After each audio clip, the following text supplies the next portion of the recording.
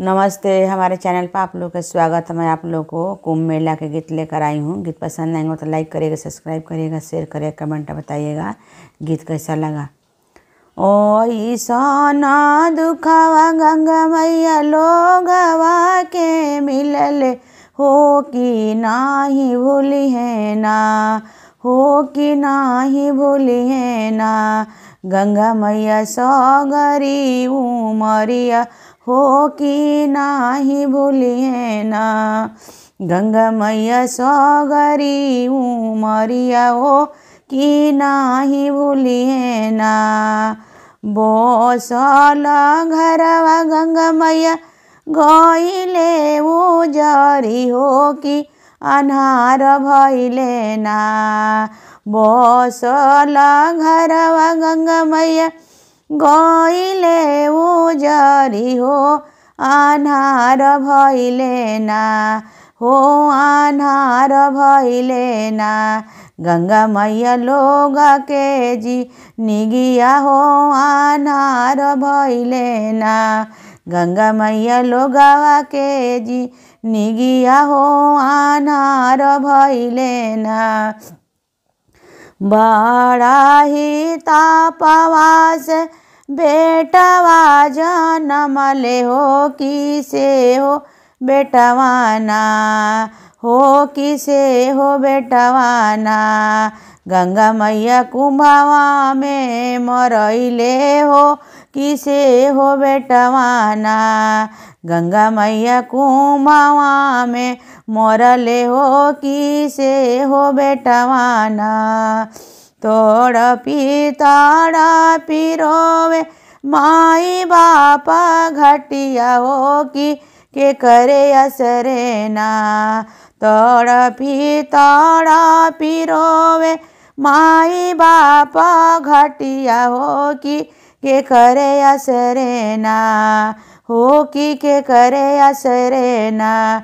गंगा मैया जी आवो जी निगिया हो कि के करे असरे ना। गंगा मैया जी आवो जी निगिया हो कि के करे असरे ना।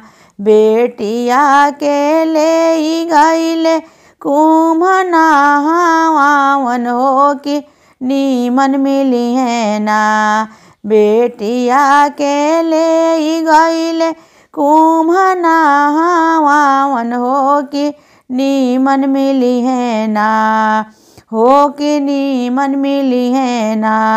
गंगा मैया घर बर परिवारवा हो कि नीमन मिली है ना। गंगा मैया घर बर परिवारवा हो कि नीमन मिली है ना। मानवा के सरदा गंगा मैया मानवे में रहले हो कि से हो बेटियाना। मानवा के सरदा गंगा मैया मानवे में रहले हो कि से हो बेटियाना, हो कि से हो बेटियाना। गंगा मैया कुंभवा में बिछड़ली हो कि से हो बेटियाना। गंगा मैया कुंभ में बिछड़ली हो कि से हो बेटियाना। जो हम जनती गंगा मैया इतना दुखवा मिली है हो कि नाही आई तीना। जाहूँ हम जनती गंगा मैया इतना दुखवा मिली है हो कि नाही आई तीना।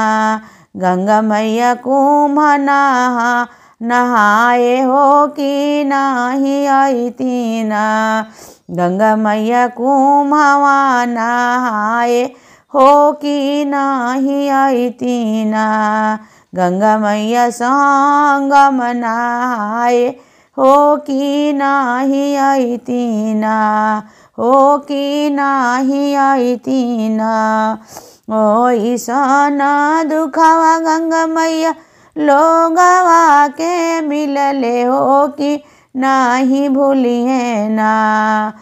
हो कि नाही भूली है ना गंगा मैया सगरी उमरिया हो कि नाही भूली है ना।